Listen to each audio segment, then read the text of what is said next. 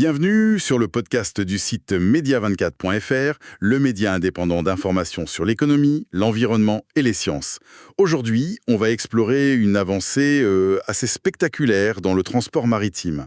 Un moteur géant pour cargo qui tourne à l'ammoniac, une première mondiale, développée au Japon.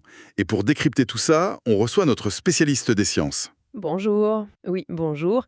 C'est une étape très importante parce que, bon, le transport maritime, faut pas oublier, c'est quasiment 3% des émissions mondiales de gaz à effet de serre. Ah oui, quand même. Oui, donc décarboner ce secteur, c'est un vrai défi. Et là, on parle de GNG, une entreprise japonaise, et de son moteur, le nom est un peu technique, hein, le 7UEC 50 LSJA HPS-CR. Oula oui, effectivement un nom un peu compliqué pour les non-initiés. Mais concrètement, qu'est-ce qu'il a de si spécial ce moteur GNG? Alors, en gros, c'est un moteur 7 cylindres. Bon, ça, c'est assez standard en taille. Mais sa grande particularité, c'est qu'il est bicarburant. Bicarburant. Voilà. Il peut fonctionner au fioul lourd classique, comme beaucoup de navires, mais surtout, et c'est ça l'innovation majeure, il utilise l'ammoniac comme carburant principal, jusqu'à 95% du mélange en fait. 95% d'ammoniac. Exactement. Et le résultat, il est là. Une réduction des émissions de gaz à effet de serre de plus de 90% par rapport au fioul. Plus de 90%, et c'est considérable. Comment ils y arrivent? Ça paraît presque trop beau. C'est le résultat de deux choses principales. D'abord, une combustion de l'ammoniac qui a été vraiment très optimisée. Et ensuite, une technologie clé, la réduction catalytique sélective, la SCR, comme on dit. SCR, d'accord. En gros, pour simplifier, c'est un système dans l'échappement, très performant, qui va neutraliser les oxydes d'azote, qui sont un gros polluant, pour les transformer en azote et en eau. Des choses inoffensives, quoi. D'accord. Et ça marche vraiment. C'est testé, hein? Ah oui, et pas qu'un peu.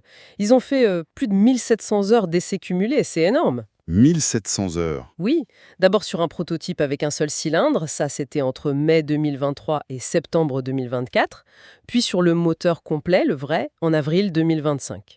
Donc ça montre bien le sérieux pour valider la performance, la fiabilité, mais aussi la sécurité. Justement, la sécurité. Parce que l'ammoniac, bon, ça a quand même une réputation un peu délicate, non? C'est toxique, ça peut être inflammable. Comment on gère ça sur un bateau? Tout à fait, c'est le point critique. L'ammoniac, oui, c'est toxique, potentiellement instable. Donc GNG a, comme on dit, mis le paquet sur la sécurité. C'est-à-dire exa. Ben, des circuits d'alimentation qui sont complètement étanches, des capteurs partout pour détecter la moindre fuite, des procédures d'arrêt d'urgence hyper rapides, et puis des zones spécifiques à bord, confinées, bien ventilées, pour tout ce qui concerne l'ammoniac. D'accord.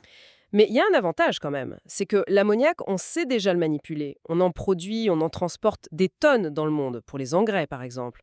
Les ports connaissent. Ah oui, c'est vrai ça. Et pour le stocker à bord, c'est plus simple que l'hydrogène liquide qui demande des froids extrêmes, quasi spatiaux.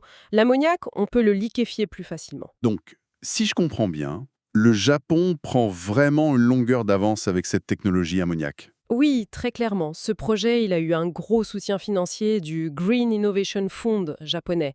C'est une vraie stratégie nationale là-bas. Ils veulent être leaders. Et il s'arrête pas là, j'imagine. Non, GNG prépare déjà un moteur encore plus gros, avec des cylindres de 60 cm de diamètre. Ça, c'est pour les très gros navires, les géants des mers, prévu pour 2028. Impressionnant. Mais bon, entre le prototype, même testé, et équiper toute une flotte, il doit rester des obstacles, non? Au-delà de la technique pure du moteur. Excellente remarque. Oui, bien sûr, les défis sont encore nombreux. Il faut former les marins, adapter les ports pour pouvoir ravitailler les navires en ammoniac à grande échelle, et puis surtout, il faut que cet ammoniac soit vert, Vert. C'est-à-dire?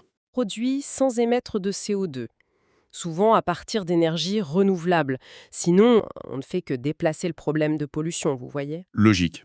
Et puis, il y a la concurrence. D'autres pistes sont explorées. Le méthanol, par exemple, poussé par la Suède, la Chine. L'hydrogène aussi, ça intéresse beaucoup de monde, la France, les États-Unis.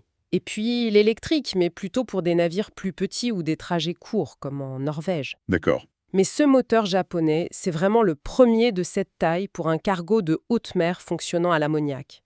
D'ailleurs, le premier navire qui en sera équipé est attendu pour 2026. 2026, c'est demain.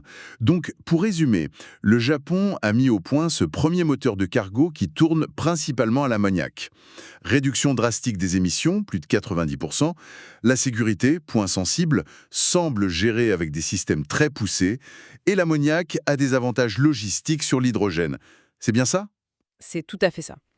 C'est une avancée très concrète. Ça montre que, techniquement, une alternative au fioul lourd est possible pour les gros navires. Même si le chemin est encore lent et complexe, soyons clairs. Bien sûr. Et ça soulève la grande question pour l'avenir. Est-ce que cette solution ammoniac, menée par le Japon, va devenir le standard? Ou est-ce qu'on va avoir plusieurs carburants alternatifs qui coexistent? Ammoniac, méthanol, hydrogène, peut-être d'autres? Ça dépendra sans doute des types de navires, des routes. Une question absolument essentielle pour l'avenir du commerce mondial et notre transition énergétique. Merci beaucoup pour toutes ces explications très claires. Et merci pour votre écoute. Retrouvez plus d'actualités et d'analyses sur media24.fr.